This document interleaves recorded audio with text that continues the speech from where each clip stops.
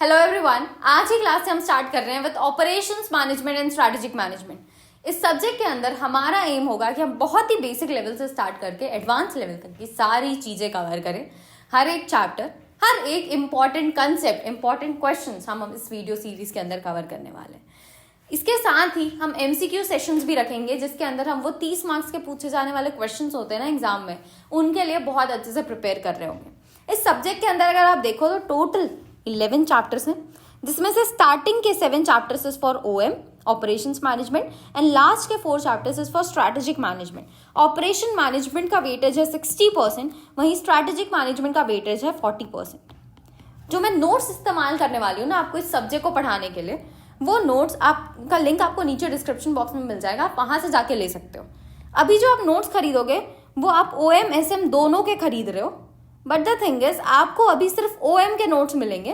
SM के notes जब complete हो जाएंगे तो जिन लोगों ने परचेस किया होगा उनकी मेल ID पे मैं SM के नोट्स भी प्रोवाइड कर दूंगी, और SM की क्लासेस स्टार्ट होने से पहले ही आपको SM के नोट्स मिल जाएंगे, तो टेंशन लेने की जरूरत नहीं है। ठीक है, today we are starting with our first chapter, that is operation management introduction. अब यार हम ऑपरेशंस मैनेजमेंट पढ़ रहे हैं तो हमको ये तो पता होना चाहिए ना कि भाई ऑपरेशंस क्या होता है, मैनेजमेंट क्या होता है। सबसे पहले हम ऑपरेशंस के ऊपर फोकस करते हैं। क्या ये ऑपरेशन वो वाला है क्या जो डॉक्टर परफॉर्म करता है? डॉक्टर भी तो ऑपरेशंस करते हैं, उनका ऑपरेशन थिएटर भी होता है। या फिर वो मिलिट्री वाला जहाँ पे मिलिट्री वाले ऑपरेशंस करते हैं कि भाई हमको आज यहाँ बम फोड़ना है, यहाँ वाले लोगों को बचाना है, यहाँ हमला करना है, उसकी बात कर रहे हैं क्या? या फिर वो मैथ्स वाला ऑपरेशन जहाँ पे प्लस माइनस इंटू डिवाइड करते हैं हम, उस ऑपरेशन की बात हो रही है क्या? हम इन तीनों में से किसी भी ऑपरेशन की बात नहीं कर रहे हैं, हम बात कर रहे हैं ऑपरेशन रिलेटेड टू बिजनेस। अब बिजनेस के अंदर ऑपरेशन क्या होता है? डे टू डे एक्टिविटीज जो ऑर्गेनाइजेशंस परफॉर्म करती हैं वो ऑपरेशन के अंदर आती हैं। इसके अंदर रॉ मटेरियल खरीदने से लेके उसका कन्वर्जन इनटू फिनिश्ड प्रोडक्ट और सर्विसेज, और इस फिनिश्ड प्रोडक्ट और सर्विसेज को कस्टमर तक पहुंचाना, ये सारी की सारी चीजें कवर होती है। मतलब ऑपरेशंस में हम रॉ मटेरियल खरीद के लेके आए, उसको कन्वर्ट किया प्रोसेसिंग करके, और उसको फिनिश्ड प्रोडक्ट और सर्विसेज बना के कस्टमर तक पहुंचाया। ये सारी की सारी एक्टिविटीज मेरी ऑपरेशंस कहलाएंगी। मैनेजमेंट क्या होता है? मैनेजमेंट मतलब होता है एक ऐसी प्रोसेस जिसके थ्रू हम चीजें करते हैं। पर एक बात बताओ यार, हम ऑपरेशन के अंदर भी तो चीजें कर ही रहे थे। मैं रॉ मटेरियल खरीद के लेके आई, मैंने उसको कन्वर्ट किया, मैं उसको कंज्यूमर तक पहुंचाई, मैं सारी चीजें कर ही तो रही हूँ। तो मैनेजमेंट क्या अलग कर रहा है कि हमने एक मैनेजमेंट करके वर्ड यहाँ पे इंक्लूड किया ऑपरेशन के साथ? तो भाई देखो, मैनेजमेंट फोकस करता है गेटिंग थिंग्स डन पे, मतलब चीजों को करने पे इस तरीके से कि भाई हम हमारा गोल अचीव कर पाए, और साथ साथ हमारे जो रिसोर्सेज हैं उनका प्रॉपर यूटिलाइजेशन कर पाए। तो मैनेजमेंट ने बोला कि भाई ऑपरेशन तू अपना काम कर, तू प्रोडक्शन करते रहे, पर मैनेजमेंट बोल रहा है कि मैं देखूंगा कि कैसे तू गोल को अचीव कर पाएगा और कैसे तू रिसोर्सेज को ज्यादा अच्छे से इस्तेमाल करे। इसके ऊपर कौन ध्यान देने वाला है? मैनेजमेंट। ठीक है, तो मैनेजमेंट का गोल है, मैनेजमेंट का एम है कि हम गोल्स को अचीव करें और रिसोर्सेज को मैक्सिमम यूटिलाइजेशन करें। जब हम गोल अचीव करना बोलते हैं ना, तो इसको बोला जाता है इफेक्टिवनेस। मतलब इस तरीके से काम करो कि आपका गोल अचीव हो जाए। और जब हम रिसोर्सेज का मैक्सिमम यूटिलाइजेशन की बात करते हैं तो इसका मतलब होता है एफिशिएंसी। मतलब इस तरीके से आप अपने गोल्स को अचीव करो कि आप मैक्सिमम रिसोर्सेज का यूटिलाइजेशन कर पाओ। ठीक है, नाउ मूविंग फॉरवर्ड, हमने ऑपरेशन समझ लिया क्या होता है, हमने मैनेजमेंट समझ लिया क्या होता है। अब मैनेजमेंट के अंदर ना 5 अलग अलग स्टेप्स फॉलो किए जाते हैं जिसके थ्रू मैनेजमेंट एफिशिएंसी और इफेक्टिवनेस अचीव कर पाता है। सबसे पहले मैनेजमेंट चीजों को प्लान करता है कि भाई हमारा गोल क्या होगा। सबसे पहले तो वो डिसाइड करो। लेट्स से हमने सेट किया है कि भाई हमको 10,000 यूनिट्स इस बार प्रोड्यूस करने हैं। गोल डिसाइड करने के बाद ये गोल कैसे अचीव होगा उसको भी मैनेजमेंट प्लान करता है कि ये 10,000 यूनिट्स प्रोड्यूस करने के लिए क्या मशीन लगेगा, क्या प्रोसेस हम फॉलो करेंगे जिससे जल्दी काम होगा, किस तरीके से हम कम से कम रिसोर्सेज में मैक्सिमम बेनिफिट उठा पाएंगे। ये सारी की सारी चीजें मैनेजमेंट पहले प्लान करता है। उसके बाद जो भी रिसोर्सेज हमको प्रोडक्शन के लिए लगेंगे, 10,000 यूनिट्स बनाने के लिए लगेंगे, वो सारे रिसोर्सेज को वो इकट्ठा करता है। जैसे मशीन्स लेके आएगा, रॉ मटेरियल लेके आएगा, जो भी हमको एक्सपेंसेस करने पड़ेंगे, जो भी खर्च करके सामान लेके आना पड़ेगा, वो सारी चीजें इकट्ठा करेगा। और उसके बाद वो पर्सनल स्टाफ लेके आएगा, क्योंकि भाई सिर्फ रिसोर्सेज लाने से तो नहीं होने वाला, रिसोर्सेज पे काम कौन करेगा, हमारे स्टाफ करेंगे। तो ये स्टाफ इकट्ठा करना जो इस पर्टिकुलर काम में लगेंगे, 10,000 यूनिट्स बनाने में लगेंगे, वो करता है मैनेजमेंट। और उसके बाद इन स्टाफ को डायरेक्ट किया जाता है कि किस तरीके से आप काम करोगे, क्या प्रोसेस आपको फॉलो करनी है। जैसे हमने प्लान किया था वो सारी की सारी चीज़ों को हम यहाँ पे इम्प्लीमेंट करते हैं, हमारे स्टाफ को बताते हैं कि आपको काम करना कैसे। फिर उसके बाद time to time management check भी करता रहता है कि जैसा हमने चीज़ें प्लान की थी वैसी चीज़ें चल रही है कि नहीं चल रही है। तो मैनेजमेंट 5 स्टेप्स फॉलो कर रहा है। पहला प्लान कर रहा है, फिर ऑर्गेनाइज कर रहा है, फिर स्टाफिंग कर रहा है, फिर डायरेक्ट कर रहा है, फिर कंट्रोल कर रहा है। ये सारी चीज़ें मैनेजमेंट क्यों कर रहा है? ताकि वो ऑर्गेनाइजेशन के गोल को अचीव कर पाए। तो हमने समझ लिया ऑपरेशंस क्या होता है, मैनेजमेंट क्या होता है। अब हम इन दोनों को साथ में देख रहे हैं कि भाई ऑपरेशंस मैनेजमेंट क्या होगा। बताओ ऑपरेशंस मैनेजमेंट क्या होगा? Management of operations. जब हम ऑपरेशंस को मैनेज करते हैं तो वो ऑपरेशंस मैनेजमेंट कहलाता है। और यही डेफिनेशन हमको यहाँ पे दी हुई है।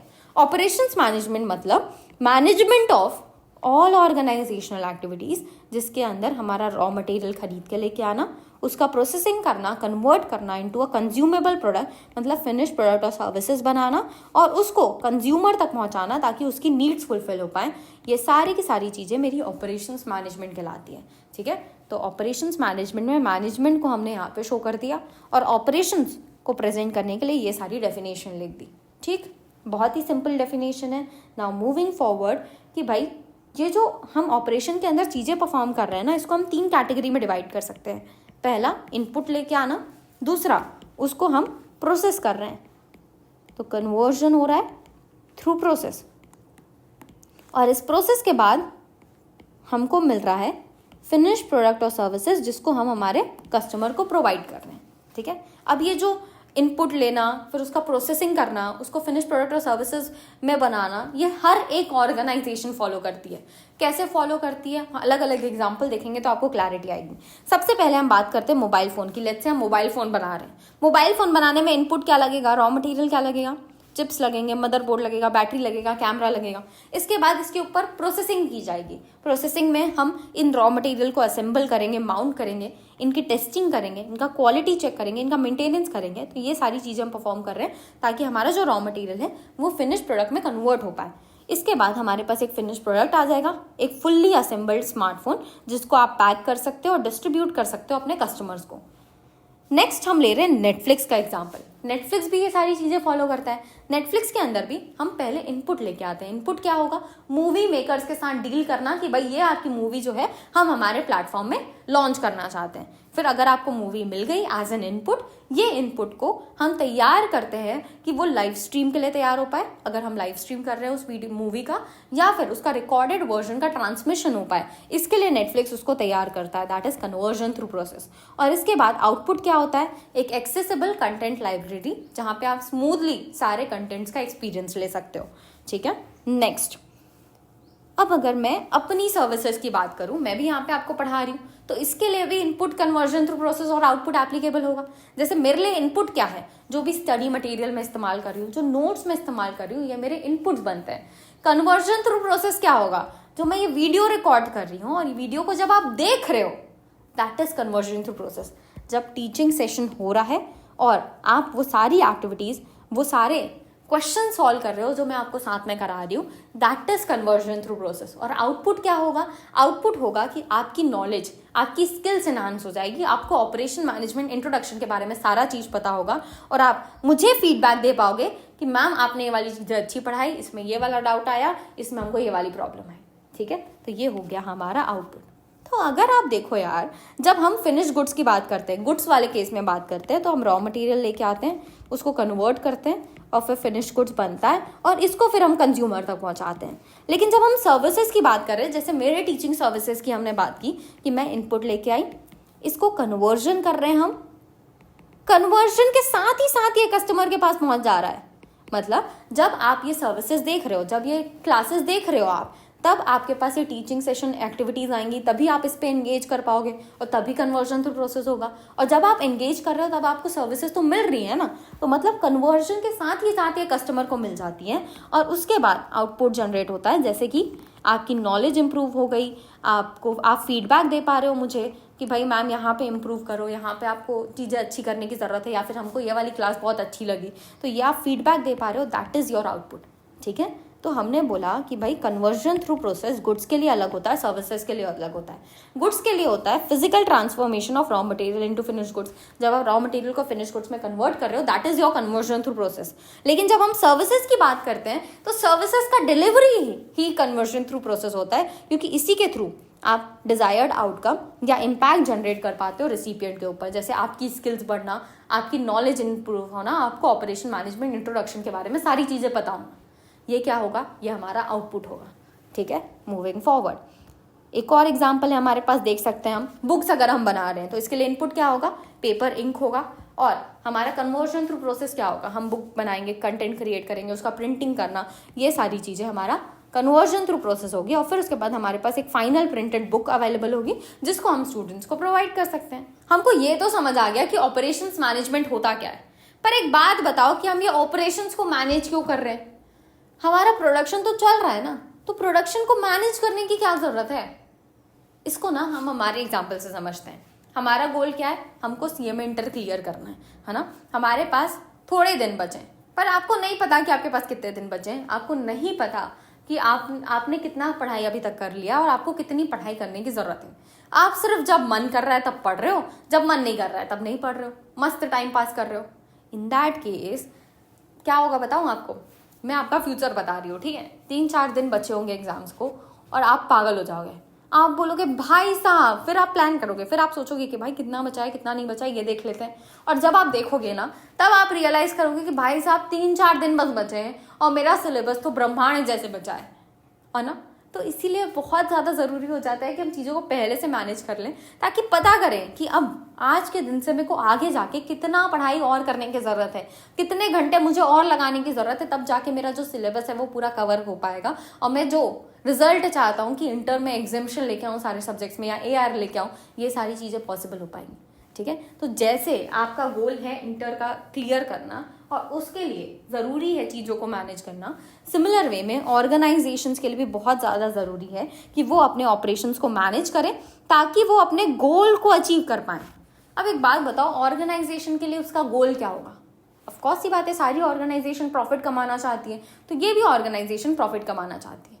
पर क्या ऑर्गेनाइजेशन ऐसा बोलती है क्या कि भाई हमारा एम है कि हम ज़्यादा से ज़्यादा प्रॉफिट कमाएं? कभी नहीं बोलती हूँ। वो अगर सिर्फ प्रॉफिट के ऊपर फोकस करेंगी ना, तो शॉर्ट टर्म में तो कमा लेंगी, पर at the end long term में उनको फायदा नहीं होगा। इसीलिए वो क्या बोलती है कि भाई हमको तो लॉन्ग टर्म में अच्छा खासा प्रॉफिट कमाना है। और ये लॉन्ग टर्म में प्रॉफिट ऑर्गेनाइजेशन कब कमा पाएंगी?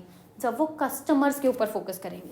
इसीलिए ऑर्गेनाइजेशंस प्रॉफिट प्रॉफिट प्रॉफिट नहीं चिल्लाती, वो चिल्लाती हैं कस्टमर कस्टमर कस्टमर, कि भाई हम जितना ज़्यादा कस्टमर के ऊपर फोकस करेंगे उतना ज़्यादा कस्टमर का हम ट्रस्ट जीत पाएंगे, वो हमारे साथ जुड़ा रहेगा, और जितना ज़्यादा कस्टमर्स आपके साथ लॉन्ग टर्म जुड़े रहेंगे उतना ज़्यादा आप प्रॉफिट कमा पाओगे। ठीक है, तो ऑर्गेनाइजेशन का गोल क्या है? एंड कस्टमर की नीड्स को फुलफिल करना। अब वो एंड कस्टमर की नीड्स को कैसे फुलफिल कर पाएंगे? जब आप कस्टमर को अच्छी सर्विसेज दे रहे हो। कस्टमर को सर्विस देना मतलब क्या होता है? उसको सही सामान देना, जो भी चीज़ उसको चाहिए वो सही चीज़ें उसको देना, सही टाइम पे देना और सही प्राइस पे देना। ठीक है, सबसे ज़्यादा इंपॉर्टेंट है कि आप सही चीज़ उसको प्रोवाइड कर रहे हो। लेट्स से मुझे जूते लेने हैं, ठीक है, मुझे शूज़ लेने हैं, मैं दुकान में गई शूज़ लेने, मैं भैया बोल रही हूँ शूज़ दिखाओ, और भैया मेरे को चप्पल दिखा रहे हैं, देखो ये चप्पल बहुत अच्छी है, ये आपको अभी के अभी मिल जाएगी, बहुत सस्ती भी है। मैं बोलूँगी यार मेरे को शूज़ चाहिए, मेरे को चप्पल नहीं चाहिए, तो मुझे शूज़ दिखाओ। इन दैट केस जो चीज़ें आपको चाहिए, मतलब जो चीज़ कस्टमर को चाहिए वो ही आपको प्रोवाइड करना है। ऐसा नहीं कि भाई वो जूता मांग रहा है तुम उसको चप्पल पकड़ा रहे हो, है ना। नेक्स्ट, राइट टाइम पे प्रोवाइड करना है। राइट टाइम मतलब जब मैं जूता लेने गई हूँ तब उसके पास जूता अवेलेबल होगा तो मैं ले लूंगी, और नहीं होगा तो नहीं लूंगी। ऑफ कोर्स ही बात है, मैं किसी और दुकान के पास चले जाऊंगी। तो इसलिए ऑर्गेनाइजेशन के लिए जरूरी है कि जो कस्टमर को चाहिए वो उसके पास अवेलेबल हो, है ना, और राइट प्राइस पे प्रोवाइड करना है। समझ लो मैं जूता लेने गई, मेरा बजट था 1000 रुपये, वो मेरे को 5000 का जूता दिखा रहा है। कौन सी बात है मैं नहीं लूंगी, मैं किसी और दुकान के पास चले जाऊंगी। तो इसीलिए ऑर्गेनाइजेशन के लिए बहुत ज़्यादा ज़रूरी है, अगर वो कस्टमर को सर्विस देना चाहते हैं, कस्टमर को सेटिस्फाई करना चाहते हैं, तो उसके लिए सही चीज़ प्रोवाइड करनी पड़ेगी, सही टाइम पे प्रोवाइड करनी पड़ेगी, सही प्राइस पे प्रोवाइड करनी पड़ेगी, तभी आपका कस्टमर सेटिस्फाई होगा। और इसके साथ साथ ऑर्गेनाइजेशन को ऐसा नहीं है कि सिर्फ आज ही कस्टमर को सेटिस्फाई करना है, उसको लॉन्ग टर्म में कस्टमर को सेटिस्फाई करना है। और लॉन्ग टर्म में अगर आप कस्टमर को सेटिस्फाई करना चाहते हो तो आपको रिसोर्स को सही तरीके से यूटिलाइज करना पड़ेगा। मतलब आपके जो मशीन्स हैं, आपके जो मटेरियल है, वो सारी चीज़ों को मेरे को मैक्सिमम यूटिलाइजेशन करना पड़ेगा। अगर मैं कम से कम रिसोर्सेज का ज़्यादा से ज़्यादा फ़ायदा उठा पाऊंगी, तभी मेरे खर्चे कम रहेंगे और तभी मैं प्रॉफिट अर्न कर पाऊंगी और तभी मैं लॉन्ग टर्म में कस्टमर को सेटिस्फाई कर पाऊंगी। तो इसीलिए ऑर्गेनाइजेशन को कस्टमर सर्विस के ऊपर तो ध्यान देना ही है, साथ साथ अपने रिसोर्सेज को सही तरीके से इस्तेमाल करने में भी ध्यान देना है। तो ये होता है हमारे objective of operation management. Objective of operation management क्या है कि हमको हमारा गोल अचीव कर रहा है, दैट इज कस्टमर सर्विस, और ये गोल अचीव करना है विथ प्रॉपर रिसोर्स यूटिलाइजेशन। ठीक है, तो हम ये दोनों गोल को इन डिटेल अब देखने वाले हैं। सबसे पहले हम कस्टमर सर्विस की बात करते हैं। कस्टमर सर्विस फर्स्ट ऑब्जेक्टिव है ऑपरेशन मैनेजमेंट का। सोच के देखो यार, लेट्स से मैंने अपनी ऑर्गेनाइजेशन चालू की है सीजे लिमिटेड। सीजे लिमिटेड पहले कस्टमर्स को ग्रैब करने पे फोकस करेगा कि ये फोकस करेगा कि भाई खर्चा कम करो, खर्चा कम करो। खर्चा कम करके क्या ही कर लोगे जब तुम्हारे पास कस्टमर्स ही नहीं आएंगे, तो तुम्हारी सेल्स कैसी होगी, है ना। तो इसीलिए सबसे पहला फोकस है कि हम कस्टमर्स को लेके आए, कस्टमर्स को अच्छी सर्विसेज प्रोवाइड करें। कस्टमर सर्विस मतलब होता क्या है? ऐसी सर्विस प्रोवाइड करना जिससे कस्टमर्स की वांट्स को सेटिस्फाई किया जा सके। ये की ऑब्जेक्टिव होता है ऑपरेशन मैनेजमेंट का सबसे पहला और सबसे मेजर ऑब्जेक्टिव है कस्टमर सर्विस, क्योंकि कस्टमर इज इम्पॉर्टेंट, तभी उसके बाद मैं खर्चे कम करने की कोशिश करूंगी। Operation manager must provide something, आपको इस तरीके की चीजें प्रोवाइड करनी है, एक ऐसी स्पेसिफिकेशन की जिससे आप कस्टमर के वांट्स को सेटिस्फाई कर पा रहे हो, और ध्यान रखना है कि वो सही कॉस्ट पे हो और सही टाइम पे कस्टमर के पास अवेलेबल हो। जैसे हमने अभी एग्जांपल लिया कि मैं अगर शूज लेने जा रही हूँ तो मैं सबसे पहले ये चेक करूंगी ना कि भाई वो शूज ऐसा हो जो मेरे को चाहिए, या फिर आप शूज की जगह चप्पल दिखा रहे हो तो मैं थोड़ी देखने वाली हूँ, मुझे तो शूज चाहिए ना, तो मुझे शूज दिखाओ, जिस टाइप का चाहिए वैसा दिखाओ। तो स्पेसिफिकेशन मतलब होता है कि राइट थिंग अवेलेबल हो। अब ये राइट थिंग कैसे डिसाइड होगा? Right thing of course customer decide करेगा, लेकिन कस्टमर कैसे डिसाइड करता है? कस्टमर 3 चीज़ों के हिसाब से डिसाइड करता है। सबसे पहला होता है फीचर्स, कि आप अपनी तरफ से क्या क्या चीज़ें ऐड कर रहे हो अपने प्रोडक्ट में। नेक्स्ट आते हैं कैरेक्टरिस्टिक्स, कि मुझे क्या चाहिए उस पर्टिकुलर प्रोडक्ट से। और लास्ट आते हैं फंक्शनैलिटीज़। फंक्शनैलिटी मतलब एक जनरल सेंस में वो पर्टिकुलर प्रोडक्ट जो करना चाहिए वो कर रहा है कि नहीं कर रहा है। जैसे लेट्स से हम बना रहे हैं मोबाइल फ़ोन, और मोबाइल फ़ोन के अंदर हमको लगता है कि हमको नए नए फीचर्स ऐड करने चाहिए, जैसे स्क्रीन बहुत ज़्यादा स्मूथ हो, है ना, और ऑडियो बहुत ज़्यादा क्लियर हो। ये हमको लगता है हम अपने तरफ से ऐड कर रहे हैं, और हमारे कस्टमर्स को लगता है कि इसके अंदर होना चाहिए बहुत बढ़िया कैमरा, बहुत बढ़िया ऑडियो, बहुत बढ़िया screen quality. In that case हमारे जो कस्टमर्स को चाहिए हम वो वाली चीज़ें भी इसके अंदर ऐड करेंगे। और जो नॉर्मल फंक्शनैलिटी होता है एक फ़ोन का, कि उसमें कॉल करते बन रहा है, उसमें ऑडियो सुनते बन रहा है, उसमें वीडियो प्ले करते बन रहा है, वो जनरल फंक्शनैलिटीज़ भी इसके अंदर अवेलेबल हो, तभी हम बोलेंगे कि एक प्रोडक्ट राइट थिंग है, सही चीज़ है जो कस्टमर्स के वांट्स को सेटिस्फाई कर सकती है। ठीक है, नेक्स्ट हमने बोला कि उसका जो खर्चा है वो भी कम होना चाहिए। जैसे मैं शूज़ लेने गई थी तो मेरे को शूज़ 1000 रुपये का चाहिए, वो मेरे को 5-5 हज़ार का देख रहा है, मैं थोड़ी लेने वाली हूँ, मेरा बजट ही 1000 का है, तो मैं 1000 तक के शूज़ देखूंगी, है ना। तो वो नहीं दिखा रहा तो मैं किसी और दुकान के पास चले जाऊंगी। तो इसीलिए आपको ध्यान रखना है कि आप सही कॉस्ट पे अपने प्रोडक्ट्स प्रोवाइड करो कस्टमर्स को। तो राइट कॉस्ट या फिर राइट प्राइस आप इसको बोल सकते हैं। और साथ साथ आपको ये भी ध्यान रखना है कि सही टाइम पे अवेलेबल हो। मैं आज जूता लेने गई हूँ ना, वो बोल रहा है मेरे को 4-5 दिन बाद लेके आएगा, तो मैं क्या ही करूँगी 4-5 दिन बाद, इससे अच्छा मैं दूसरे दुकान से ले लूँगी, है ना। तो राइट टाइम पे भी आपको अपना प्रोडक्ट आपके कस्टमर के पास अवेलेबल कराना पड़ेगा। तो किसी भी ऑर्गेनाइजेशन को अगर कस्टमर को सेटिस्फाई करना है तो पहली बात तो सही चीज़ प्रोवाइड करो, सही स्पेसिफिकेशन की, जिसके अंदर सारे फीचर्स, कैरेक्टरिस्टिक्स और फंक्शनैलिटीज अवेलेबल हो। सही कॉस्ट पे प्रोवाइड करो, दैट इज राइट प्राइस पे अवेलेबल हो। सही टाइम पे प्रोवाइड करो, दैट इज राइट टाइम पे अवेलेबल हो। ठीक है, तो अगर आपको कस्टमर के वांट्स को सेटिस्फाई करने हैं तो आपको क्या ध्यान रखना पड़ेगा? राइट थिंग, राइट प्राइस और राइट टाइम पे आप चीज़ें अवेलेबल करा रहे हो। ये principle source of customer satisfaction होते हैं, इन्हीं की मदद से आपका कस्टमर सेटिस्फाई होने वाला है। ठीक है, तो हमने देख लिया भाई कि स्पेसिफिकेशन मतलब फीचर्स, कैरेक्टरिस्टिक्स और फंक्शनैलिटीज होता है, और प्रिंसिपल कस्टमर वांट्स है हमारे स्पेसिफिकेशन, कॉस्ट एंड टाइमिंग। अब अगर आप ध्यान दो तो सबसे ज्यादा इंपॉर्टेंट इन तीनों में से क्या है? मैं दुकान में गई, मेरे को क्या चाहिए? मेरे को शूज चाहिए, तो मेरी स्पेसिफिकेशन क्लियर है कि भाई मेरे को तो जूते ही चाहिए, लेकिन दुकान वाला मुझे चप्पल दिखा रहा है ना, तो इन दैट केस मेरे को कोई फर्क पड़ता है क्या? मेरे को नहीं फर्क पड़ता, मैं उठ के चले जाऊंगी किसी और दुकान में। इन दैट केस स्पेसिफिकेशन किसी भी कस्टमर के लिए सबसे ज्यादा इंपॉर्टेंट है। अगर समझ लो मुझे जैसा जूता चाहिए वैसा ही जूता मिल गया, तब मैं आगे देखूंगी कि ये मेरे प्राइस में बैठ रहा है कि नहीं, ये सही टाइम पे मतलब अभी के अभी ये प्रोवाइड करा पाएगा कि नहीं प्रोवाइड करा पाएगा। ठीक है, तो सबसे पहला कस्टमर का अगर आपको सेटिस्फाई करना है तो उसके लिए राइट चीज होना जरूरी है, that is specification is the most important thing. ये हमारा प्राइमरी कंसिडरेशन होता है किसी भी कस्टमर का। उसके बाद वो इन सारे कंसिडरेशन के ऊपर फोकस करता है। ठीक है, तो अब इन्हीं कंसिडरेशन को हम ऑर्गेनाइजेशन में परफॉर्म होने वाले डिफरेंट फंक्शंस के हिसाब से देखने वाले हैं। जैसे समझ लो हम कर रहे हैं मैन्युफैक्चर कर रहे हैं, मतलब हम गुड्स बना रहे होंगे। अब अगर हम गुड्स बना रहे हैं तो उस केस में प्राइमरी कंसिडरेशन क्या होगा? ऑफ कोर्स ये बात है स्पेसिफिकेशन, है ना। तो आपको किस टाइप का गुड्स बनाना पड़ेगा? जिसपे सही फीचर्स हो, सही फंक्शनैलिटीज हो, सही कैरेक्टरिस्टिक्स हो, तभी वो गुड्स जो है सही स्पेसिफिकेशन का कहलाएगा। ठीक, तो अगर मैं गुड्स बना रही हूं तो उस केस में मुझे गिवन, रिक्वेस्टेड और एक्सेप्टेबल स्पेसिफिकेशन का बनाना पड़ेगा। गिवन मतलब होता है सही फीचर्स, रिक्वेस्टेड मतलब जो कस्टमर्स ने हमसे रिक्वेस्ट किया है that is characteristics, and acceptable मतलब उसमें नॉर्मल जनरल फंक्शनैलिटीज होने चाहिए। ठीक है, तो मैन्युफैक्चर के केस में गुड्स आप ऐसा दोगे जो गिवन हो, रिक्वेस्टेड हो और एक्सेप्टेबल स्पेसिफिकेशन का हो। अब इसके अंदर अदर कंसिडरेशन क्या है? खर्चा। तो गुड्स सही प्राइस पे मेरे कस्टमर के पास अवेलेबल होना चाहिए, तो परचेस प्राइस और कॉस्ट ऑफ ऑब्टेनिंग गुड्स के ऊपर फोकस करते हैं हम जब कॉस्ट बोल रहे हैं। तो नेक्स्ट, टाइमिंग, सही टाइम पे मेरे कस्टमर के पास डिलीवर होना चाहिए।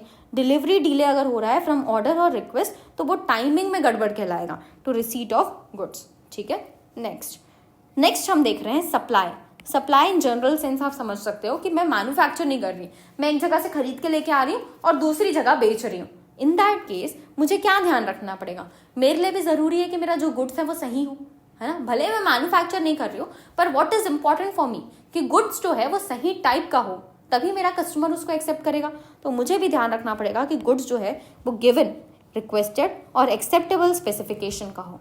मेरे को कॉस्ट भी ध्यान रखना पड़ेगा कि जैसा मेरे कस्टमर्स को चाहिए उस कॉस्ट में वो अवेलेबल हो। तो cost that is purchase price और कॉस्ट ऑफ ऑब्टेनिंग गुड्स को भी आपको ध्यान रखना पड़ेगा।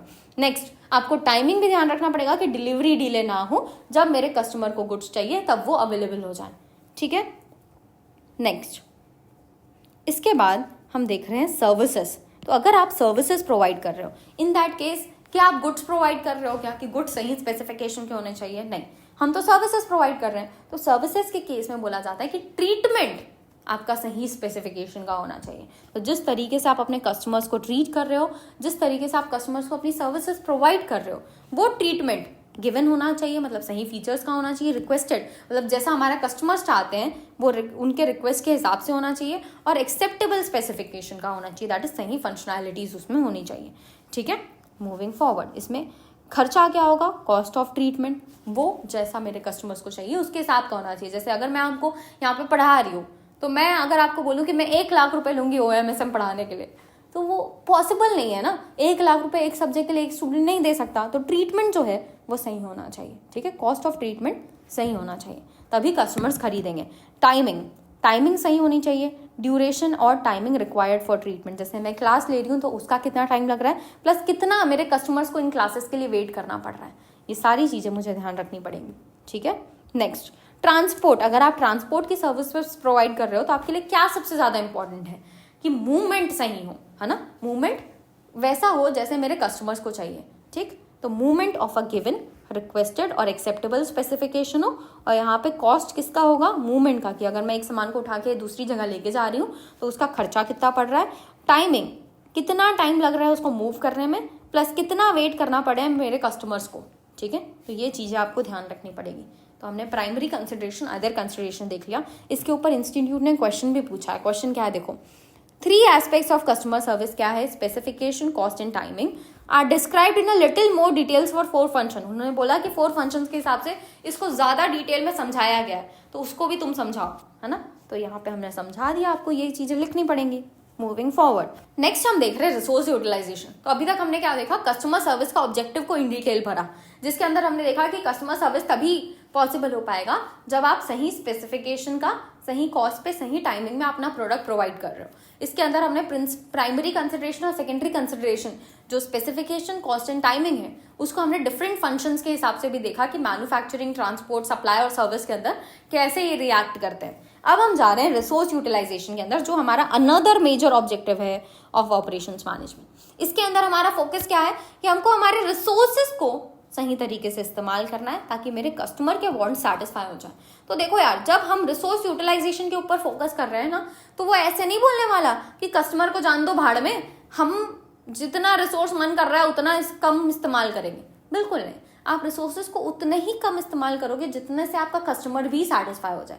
ऐसा नहीं कि हम रिसोर्सेज इस्तेमाल ही करना बंद कर दें, क्योंकि भाई रिसोर्स का तो यूटिलाइजेशन करना है, तो हम रिसोर्स इस्तेमाल ही नहीं करेंगे, जाओ, तो कस्टमर भी सेटिस्फाई ही नहीं होगा, जाओ, है ना। इसीलिए रिसोर्स यूटिलाइजेशन ने बोला कि भाई रिसोर्सेज को यूटिलाइज करो, लेकिन इस तरीके से ताकि तुम कस्टमर्स को सेटिस्फाई भी कर पाओ। Customer service must be provided with the achievement of effective operation. आपको अपने ऑपरेशंस को सही करना है, ऑपरेशन सही होंगे और साथ साथ आपका रिसोर्सेज का यूटिलाइजेशन सही होगा, तभी कस्टमर सर्विस सही तरीके से प्रोवाइड हो पाएगी। इनएफिशिएंट यूज ऑफ रिसोर्सेज अगर आप करते हो, अगर आप सही तरीके से रिसोर्सेज का इस्तेमाल नहीं कर रहे हो, बहुत वेस्ट कर रहे हो, या फिर आप अपने कस्टमर्स को सेटिस्फाई नहीं कर रहे हो, दोनों में से कोई भी एक जगह आप फेल हो रहे हो ना, तो आपके पूरी ऑर्गेनाइजेशन का कमर्शियल फेलियर हो सकता है। ठीक है। Operation management concern essentially with utilisation of resources हमारा फोकस होता है। जब हम यूटिलाइजेशन ऑफ रिसोर्सेज बोलते हैं तो इसका मतलब है obtaining maximum effect from resources, मतलब रिसोर्सेज को इफेक्टिवली यूटिलाइज करना ताकि हम गोल अचीव कर पाएं अपना, और साथ साथ लॉसेस, अंडर यूटिलाइजेशन और वेस्ट को कम करना ताकि हमारी एफिशिएंसी अचीव हो पाए और रिसोर्सेज सही तरीके से इस्तेमाल हो पाए। ठीक है।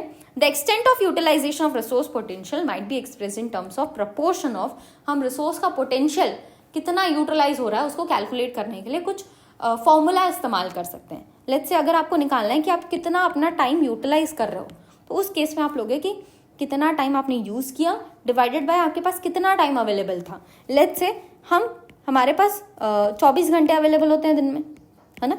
इसमें से मैंने अगर 8 घंटे पढ़ाई की तो 8 डिवाइडेड बाय 24 करूंगी तो मुझे पता चल जाएगा कि मैंने पूरे दिन का कितना टाइम यूटिलाइज किया।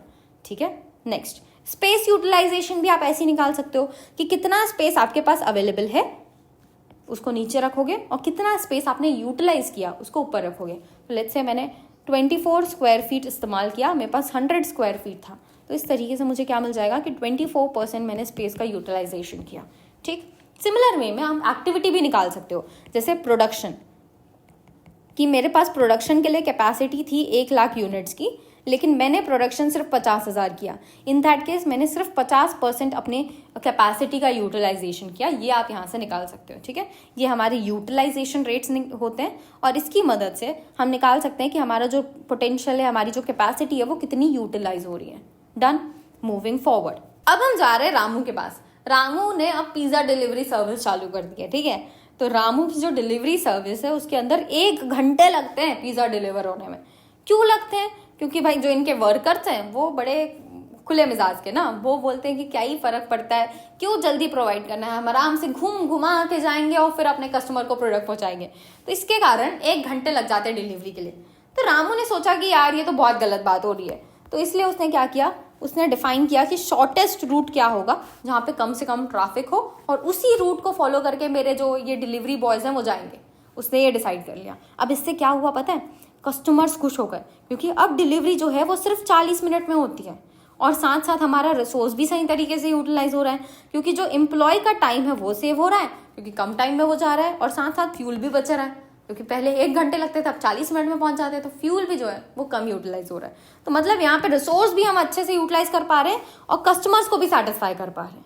पर अब हमारा रामू जो है वो बोल रहा है कि यार इतने से मैं नहीं रुक रहा, अब मेरे को और इम्प्रूवमेंट चाहिए। तो कंपनी और रामू चाहते हैं कि अब वो और इम्प्रूवमेंट करें। वो चाहते हैं कि 30 मिनट में हम डिलीवरी करेंगे। अब 30 मिनट में डिलीवरी करने के लिए जो अभी एम्प्लॉयज काम कर रहे हैं ना, वो वैसे ही एफिशिएंट हो गए। वो इट्स लाइक वो मैक्सिमम काम कर रहे हैं, तब जाके उनका 40 मिनट में डिलीवरी हो पा रहा है। अब अगर रामू को इम्प्रूवमेंट करनी है तो उसको ज़्यादा से ज़्यादा स्टाफ लेके आना पड़ेंगे और अच्छी बाइस देनी पड़ेगी अपने डिलीवरी बॉय को, तब जाके वो जल्दी डिलीवरी कर पाएंगे।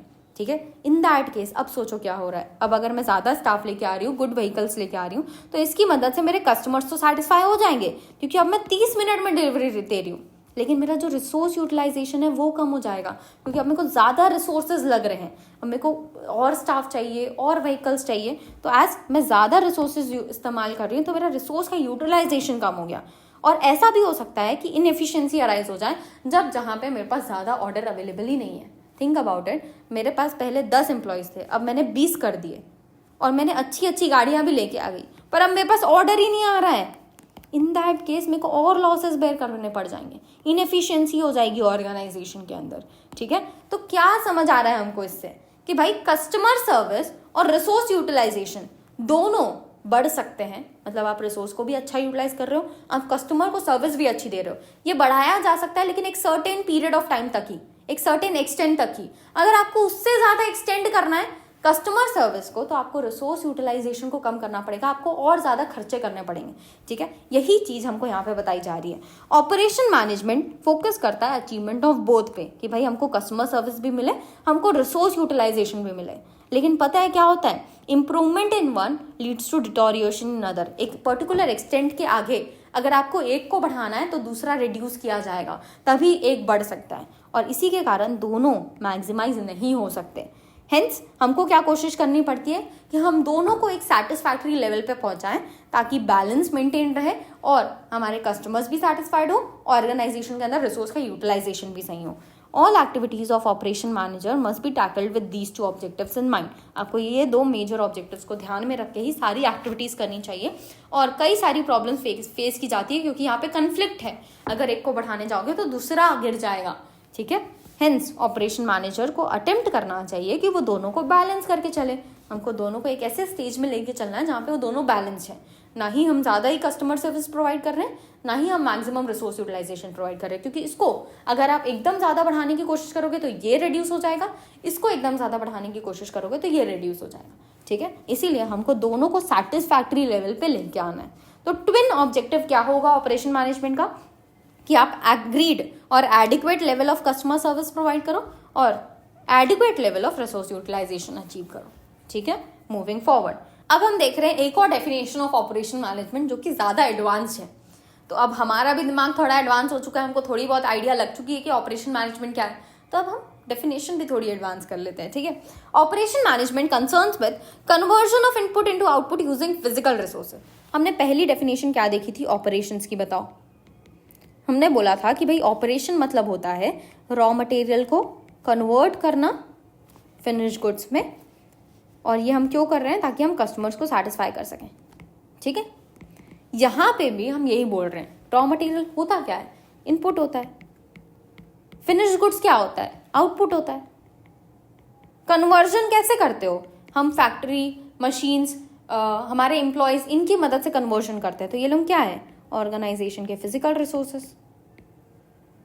और जब इनपुट को आउटपुट में कन्वर्ट किया जा रहा है फिजिकल रिसोर्सेज की मदद से, तो उससे क्या होगा, कस्टमर सेटिस्फाई होंगे। बस यही डेफिनेशन अब यहाँ पे लिखी है ऑपरेशंस के लिए। देखो, conversion of input into output using physical resources so as to provide the desired utilities to the customer.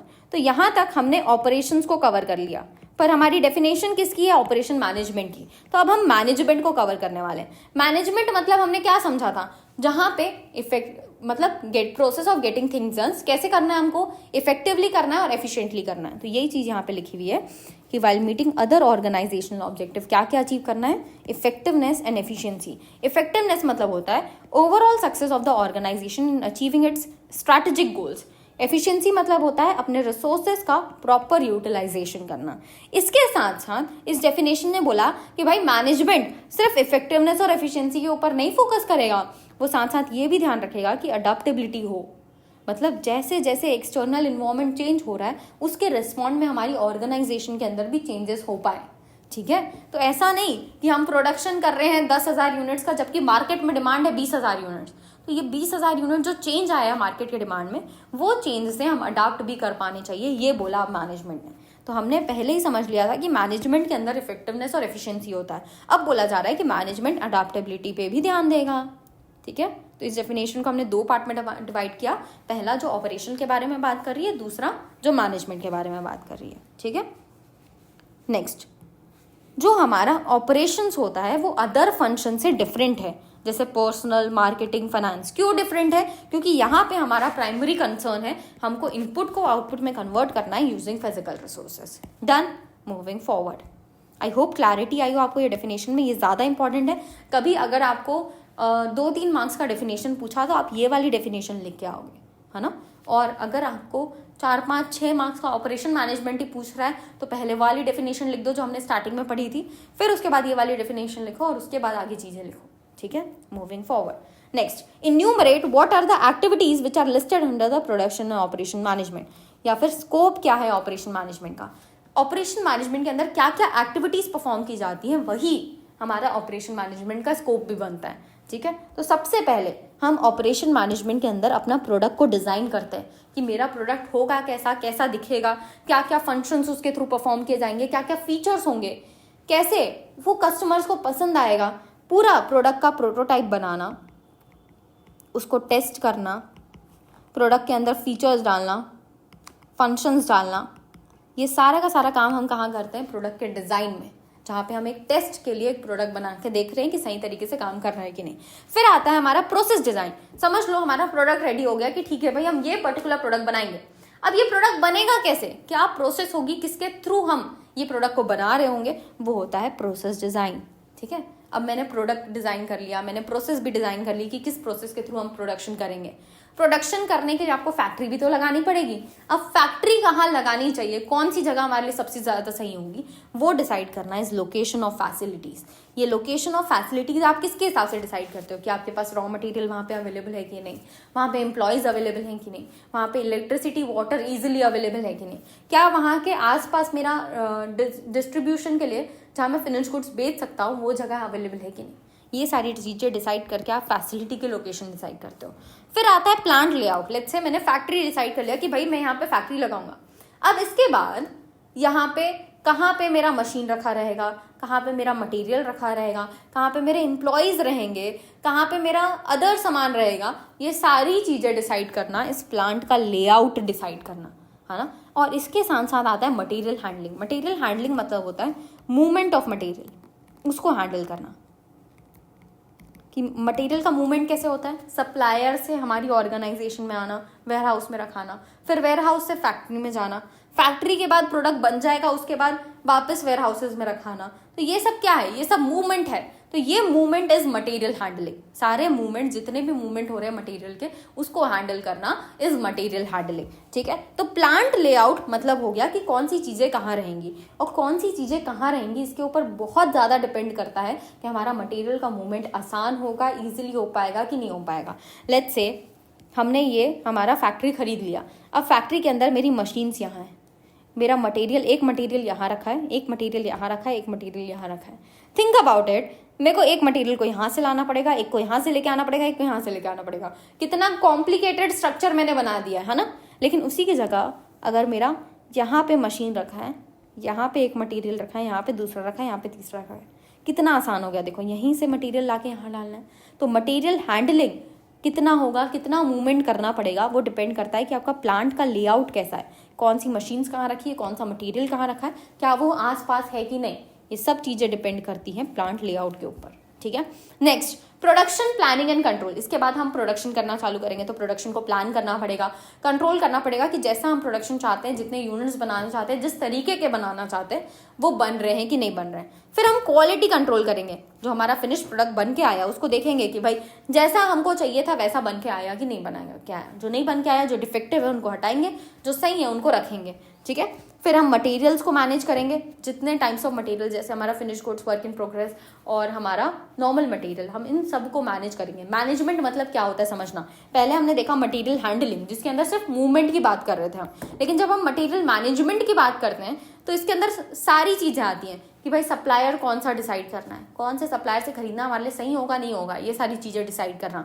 खरीदने के बाद कौन से वेयर हाउसेज में हम सामान रखेंगे, वहाँ से कौन सी फैक्ट्री में हमारा सामान जाएगा, कौन सी फैक्ट्री में कौन सा मटेरियल इस्तेमाल होने वाला है, कौन सा कैटेगरी ऑफ मटेरियल हमारी ऑर्गेनाइजेशन के लिए अच्छा है, ये सब कुछ डिसाइड करना इज मटेरियल मैनेजमेंट। तो मटेरियल मैनेजमेंट के अंदर मटेरियल हैंडलिंग तो कवर होता ही है, मतलब मटेरियल का मूवमेंट कैसे होगा वो तो कवर होता ही है, साथ साथ मटेरियल से related decision making, strategic decisions, ये भी कवर होते हैं। ठीक है, नेक्स्ट मेंटेनेंस मैनेजमेंट। अब देखो यार, ऑर्गेनाइजेशन के अंदर प्रोडक्शन हो रहा है, प्रोडक्शन प्लान हो गया, क्वालिटी टेस्ट हो गई, मटेरियल मैनेज कर लिया, मशीन जो प्रोडक्शन कर रहे हैं उनका भी तो मेंटेनेंस करना पड़ेगा, उनको भी देखना पड़ेगा कि भाई वो सही तरीके से काम कर रही है कि नहीं कर रही है ना। तो ये जो मेंटेनेंस का मैनेजमेंट होता है वो भी यहाँ पे कवर होता है। तो हमने क्या किया, हमने सारी चीज़ें जो एक ऑर्गेनाइजेशन के अंदर की जाती है उसके थ्रू ये पूरे के पूरे पॉइंट्स को याद रखा। सबसे पहले मैं क्या करूंगी, प्रोडक्ट को डिजाइन करूंगी, याद करने की कोशिश करो। ठीक है, हम प्रोडक्ट को डिजाइन करेंगे, प्रोडक्ट डिजाइन हो गया, फिर उसके बाद प्रोसेस डिजाइन करेंगे कि किस तरीके से इसका प्रोडक्शन किया जाएगा। फिर हमको फैक्ट्री चाहिए होगी तो लोकेशन डिसाइड करेंगे कि कहाँ फैक्ट्री रखनी है हमको। फिर उसके अंदर सारे मशीन्स वगैरह जमाने पड़ेंगे तो प्लांट का लेआउट करेंगे, और प्लांट के लेआउट के साथ साथ मटेरियल हैंडलिंग, मतलब मटेरियल का कैसे मूवमेंट होगा वो भी डिसाइड करेंगे। मटेरियल हैंडलिंग हो गया, फिर प्रोडक्शन प्लान करेंगे और उसको कंट्रोल करने की कोशिश करेंगे। प्रोडक्शन प्लानिंग एंड कंट्रोल के बाद क्वालिटी टेस्ट करेंगे हमारे प्रोडक्ट्स की, हमारा मटेरियल का मैनेजमेंट करेंगे और मेंटेनेंस का मैनेजमेंट करेंगे। ठीक है, चलो moving forward to list down various major decision areas under production and operation management. क्या क्या डिसीजन लेने पड़ते हैं हमको ऑपरेशन मैनेजमेंट के अंदर। देखो यार, एक और चीज देखो, यहाँ पे हम अभी तक तो ऑपरेशन मैनेजमेंट पढ़ रहे थे ना, यहाँ पे प्रोडक्शन वर्ड कैसे आ गया, प्रोडक्शन एंड ऑपरेशन मैनेजमेंट क्यों बोल रहा है ये, हम इसको आगे जाके समझेंगे। ठीक है, तो ध्यान रखना। Next, major decision area under operation management. सबसे पहले क्या डिसाइड करोगे कि भाई प्रोड्यूस क्या करना है, कौन सा प्रोडक्ट हम बनाएंगे। फिर डिसाइड करोगे कहाँ प्रोड्यूस करना है, that is facility location selection. Next, कितना प्रोड्यूस करना है, क्या प्रोड्यूस करना है, दैट इज प्रोडक्ट का selection. Where to produce, that is कहाँ प्रोड्यूस करना है, फैसिलिटी लोकेशन का सिलेक्शन। कितना प्रोड्यूस करना है, कितना प्रोड्यूस करना है हम डिमांड की मदद से पता करते हैं कि हमारे जो प्रोडक्ट हम बना रहे हैं उसकी मार्केट में कितनी डिमांड है, उसके हिसाब से हम प्रोडक्शन करेंगे। नेक्स्ट, कौन सी प्रोसेस से प्रोडक्शन करना है, कैसा हमारा लेआउट का डिजाइन होगा, मतलब मेरे फैक्ट्री के अंदर कहाँ कौन सी मशीन रखी रहेगी और किस तरीके से हम उसका प्रोडक्शन करने वाले हैं हमारे प्रोडक्ट का, वो डिसाइड करना। कैपेसिटी प्लान करना कि हमारे जो फैक्ट्री होगी उसके अंदर कितने यूनिट्स बनाने की कैपेसिटी रखे, 1 लाख यूनिट्स बनाने की कि 10 लाख यूनिट्स बनाने की, ये सारे डिसीजंस लेना। नेक्स्ट, एग्रीगेट प्लानिंग करना कि छोटे पीरियड ऑफ टाइम के लिए डिसाइड करना कि हम कितना प्रोडक्शन करेंगे, कितना प्रोडक्शन हमको बाहर वालों से कराना पड़ेगा, दैट इज सब कॉन्ट्रैक्ट कराना पड़ेगा, ये सारी चीजें डिसाइड करना is aggregate planning. Next, master production schedule, जिसके अंदर हम बनाते हैं कि कितना, कौन सा, क्या प्रोडक्ट चाहिए, कब चाहिए। ठीक है, how much, what and when, ये सारी चीजें हम डिसाइड करते हैं कि कौन सा प्रोडक्ट बनाना है, कब बनाना है और कितना चाहिए होगा, वो मास्टर प्रोडक्शन स्केड्यूल की मदद से हमको पता चलता है। नेक्स्ट हमारे पास आता है material requirement planning. Material requirement planning एक ऐसा सिस्टम है जिसके थ्रू हम मटेरियल को प्लान करते हैं कि कब मटेरियल खरीदने की जरूरत है, कितना मेरे इन्वेंट्री में अवेलेबल है, कितना मटेरियल मैं प्रोडक्शन वालों को दे रही हूँ। ये सारी चीज़ों का डिसीजन, सारी चीज़ों का स्टेटमेंट, सारी चीज़ों का डिटेल्स कहाँ अवेलेबल होता है, मटेरियल रिक्वायरमेंट प्लानिंग में, जो एक सिस्टम है जो मटेरियल्स को मैनेज करता है। नेक्स्ट आता है manufacturing resource planning. Manufacturing resource planning भी एक टाइप का सिस्टम है जिसके अंदर मटेरियल भी मैनेज हो जाता है, उसके अंदर HR भी मैनेज हो जाता है, उसके अंदर फाइनेंस भी मैनेज हो जाता है। तो मटेरियल रिक्वायरमेंट प्लानिंग सिर्फ मटेरियल के ऊपर फोकस करता है, लेकिन अगर आप मैन्युफैक्चरिंग रिसोर्स प्लानिंग की तरफ चले जाते हो तो ये सिस्टम मटेरियल की तरफ भी फोकस करेगा, HR की तरफ भी फोकस करेगा, फाइनेंस की तरफ भी फोकस करेगा।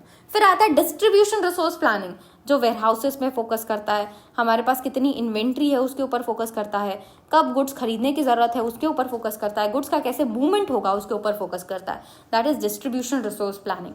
नेक्स्ट आता है एंटरप्राइज रिसोर्स प्लानिंग। ये मटेरियल रिक्वायरमेंट प्लानिंग की चीज़ें भी कवर कर लेता है, मैन्युफैक्चरिंग रिसोर्स प्लानिंग की चीज़ें भी कवर कर लेता है, डिस्ट्रीब्यूशन रिसोर्स प्लानिंग की चीज़ें भी कवर कर लेता है, और साथ साथ पूरे के पूरे ऑर्गेनाइजेशन को आप मैनेज कर सकते हो with the help of ERP।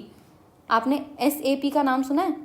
SAP भी एक टाइप का ERP है जो इंटायर ऑर्गेनाइजेशन को मैनेज करने के लिए इस्तेमाल किया जाता है। अब हम देख रहे हैं कि इन्वेंट्री को कैसे मैनेज किया जाएगा, कि कितना मटेरियल हमको रिक्वायर्ड है प्रोडक्शन के लिए, कितना मेरे को इन्वेंट्री मेंटेन करने की जरूरत है, ये सारे डिसीजंस लेना। Next, supplier selection and sourcing. सबसे पहले तो हमको फाइंड आउट करना पड़ेगा कि हमारा सप्लायर कौन होगा, कौन सा सप्लायर से हम हमारे मटेरियल्स को खरीदेंगे, और उसके बाद जिस भी सप्लायर को हमने सेलेक्ट किया जो हमारा बेस्ट हमको क्वांटिटी ऑफ मटेरियल दे सकता है, बेस्ट क्वालिटी दे सकता है, बेस्ट प्राइस में दे सकता है, उस सप्लायर से हम मटेरियल लेके आएंगे, दैट इज सोर्सिंग। ठीक है, तो from where to purchase material, ये भी आपको डिसीजन लेना पड़ता है।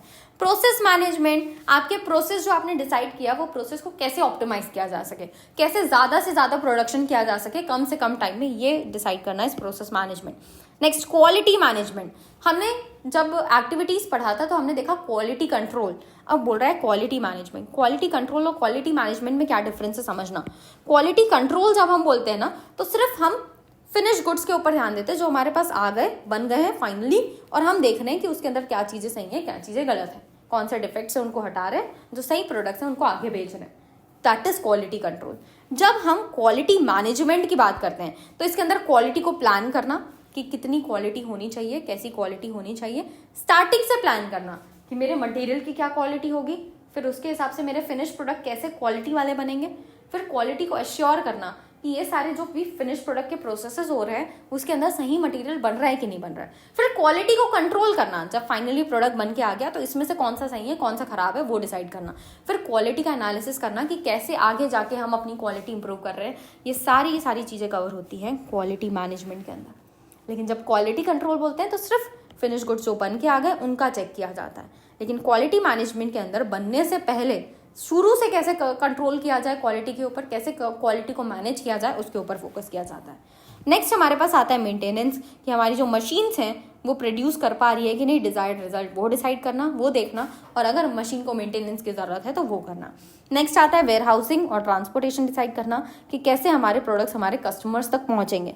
फिर आता है रिवर्स लॉजिस्टिक, कई बार क्या होता है ना रिटर्न्स भी किए जाते हैं, है ना, तो वो रिटर्न्स को कैसे ऑर्गेनाइजेशन मैनेज करेगी वो डिसाइड करना। तो ये सारे मेजर डिसीजन एरियाज होते हैं अंडर ऑपरेशन मैनेजमेंट।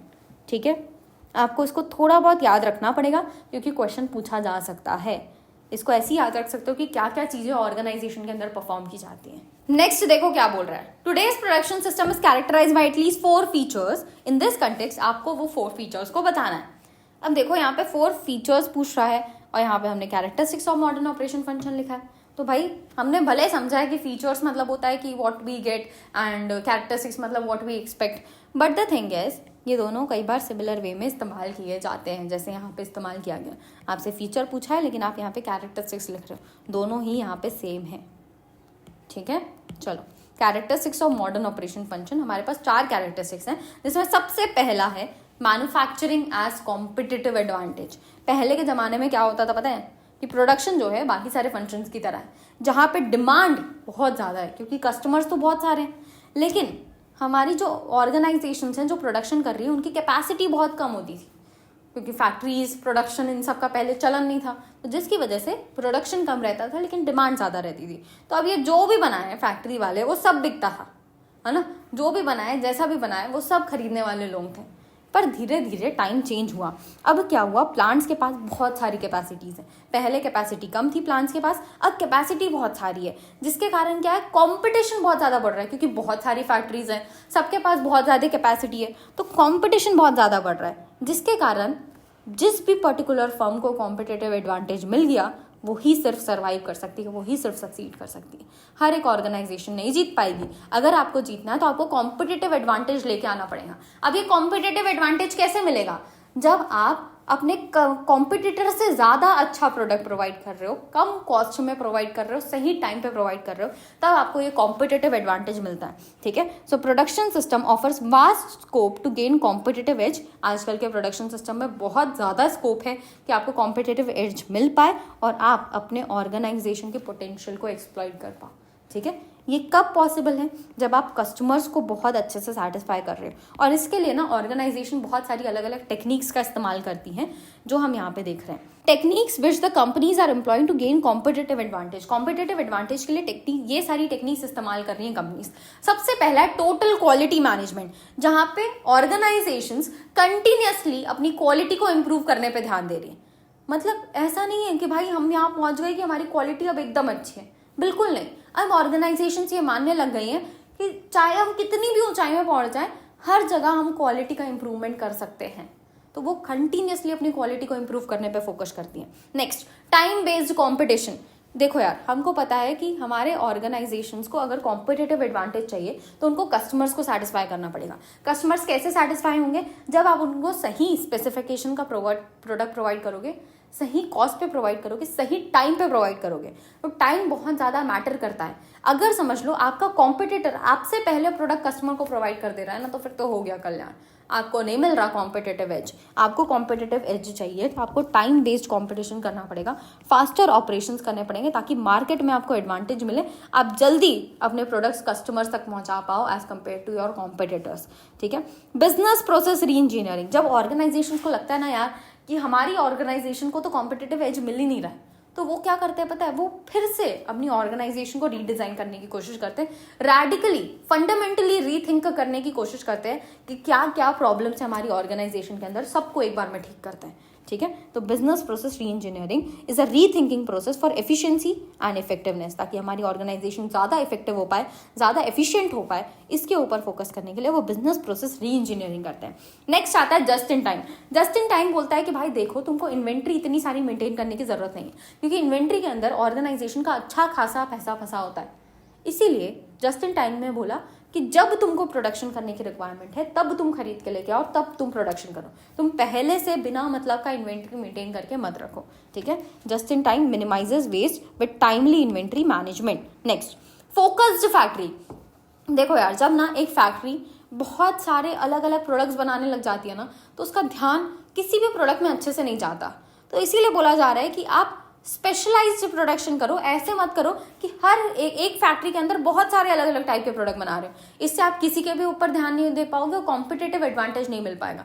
अगर आपको कॉम्पिटिटिव एज चाहिए, इन दैट केस आपको एक फैक्ट्री के अंदर फोकस करना है कि एक या दो ही प्रोडक्ट बनाओ, उससे ज़्यादा उसको बिना मतलब का डाइवर्सिफाई मत करो।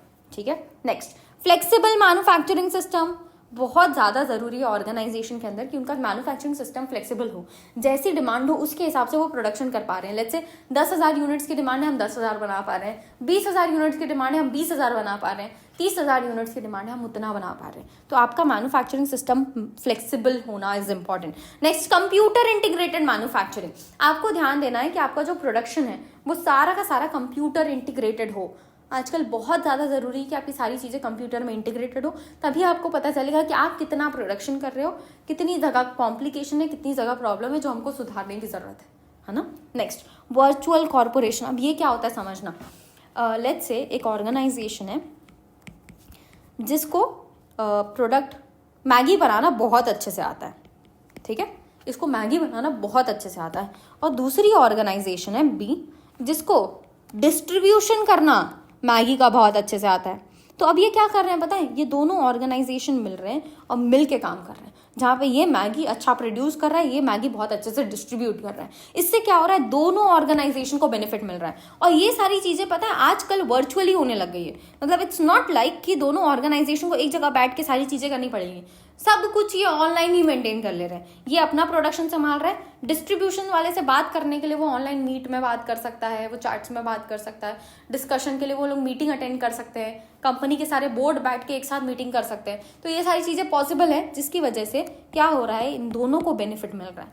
तो वर्चुअल कॉर्पोरेशन मतलब वर्चुअली एक या एक से दो या दो से ज़्यादा कॉर्पोरेशन मिल के काम कर रहे हैं। इसके साथ साथ आजकल ऑर्गेनाइजेशंस क्या करने लगे हैं पता है? वो अपना मेन जो प्रोडक्शन वाला काम है उसके ऊपर फोकस करती है। बाकी जो अकाउंटिंग वाला काम है, HR वाला काम है, ये सब फालतू काम है ना, ये सब फालतू काम वो दूसरी कंपनीज को दे देती है। वो बोलती है कि भाई हम हमारे मेन काम के ऊपर फोकस करना चाहते हैं, ये जो काम है ये हम नहीं करेंगे तो भी चलेगा। इन दैट केस ये दूसरी कंपनीज को ये काम दे देती हैं और ये कंपनी वर्चुअली इनका पूरा अकाउंट्स, इनका पूरा HR संभालती है। वर्चुअल कॉर्पोरेशन के अंदर नेटवर्क्ड ऑर्गेनाइजेशन होती है, जिसके अंदर फ्लेक्सिबिलिटी बहुत ज़्यादा होती है, बहुत ज़्यादा एफिशिएंसी का फ़ायदा मिलता है। ठीक है, चलो तो हमने अलग अलग टाइप के टेक्निक्स देखी। ये इंपॉर्टेंट है क्योंकि इसके ऊपर अलग से क्वेश्चन पूछा गया। पता है, अगर आप बुक में देखोगे ना, जो इंस्टीट्यूट की स्टडी गाइड है इसमें सिर्फ नाम लिखा हुआ है उसका, लेकिन आपके क्वेश्चन पेपर्स में पिछले अटेम्प्ट में पूछा गया है कि भाई इन सारे टेक्निक्स को समझाओ। तो इसलिए इसको समझना बहुत ज़्यादा इंपॉर्टेंट था, तो मैंने आपको यहाँ पे समझा दिया। Moving forward to service orientation. देखो यार, पहले ऐसा था कि manufacturing is the main thing, हम जो प्रोडक्ट बना रहे हैं वही सब कुछ है। पर आजकल सर्विसेज भी बहुत ज़्यादा रिलेवेंस लेके आ रही हैं, जैसे टीचिंग सर्विसेज, जैसे डॉक्टर्स की सर्विसेज। ये सारी जो सर्विसेज है कितनी ज़्यादा ग्रो गई है, प्रोफेशनल्स कितना ही कमा लेते हैं प्रोफेशनल्स, है ना। तो ये सारी सर्विसेज के ग्रोथ के कारण बहुत ज़्यादा ज़रूरी हो गया कि प्रोडक्शन सिस्टम भी इंटीग्रेट करे, इवोल्यूशन हो उसका भी, और उसके अंदर भी हम सर्विसेज को इम्पोर्टेंस दें। तो इंटायर मैन्युफैक्चरिंग सिस्टम को हमको गेयर करना पड़ेगा ताकि हम ये सारी नीड्स को भी फुलफिल कर पाएँ, जो कि हमारी सर्विसेज की नीड है। सर्विसेज कैसी होती हैं? इंटैंजिबल होती है, पेरिशेबल नेचर की होती है। जैसे समझ लो डॉक्टर्स की सर्विसेज, डॉक्टर जो डायग्नोसिस करता है, आपको बताता है कि आपको ये वाली बीमारी है, आपका ट्रीटमेंट करता है, ट्रीटमेंट के प्लान्स बनाता है, आपको इमोशनल सपोर्ट देता है, ये सब इंटैंजिबल है ना। इसमें से कौन सी चीज़ आपको टैंजिबल दिख रही है? कुछ भी टैंजिबल नहीं है। सिमिलर वे में जो टीचर आपको पढ़ा रहा है, नॉलेज दे रहा है, स्किल्स दे रहा है, ये भी सारी इंटैंजिबल चीज़ें, और साथ साथ ये पेरिशेबल नेचर की भी होती हैं। जो आपको ट्रीटमेंट, आपको कंसल्टेशन मिल रहा है फ्रॉम डॉक्टर, वो ऐसा नहीं है कि आप उसको संभाल के रख सकते हो, नहीं, वो उस समय जब आप डॉक्टर के पास बैठे हो तब वो कंसल्टेशन मिल गई, हो गया, खत्म, है ना। तो इट्स लाइक इसका पेरिशेबल नेचर होता है।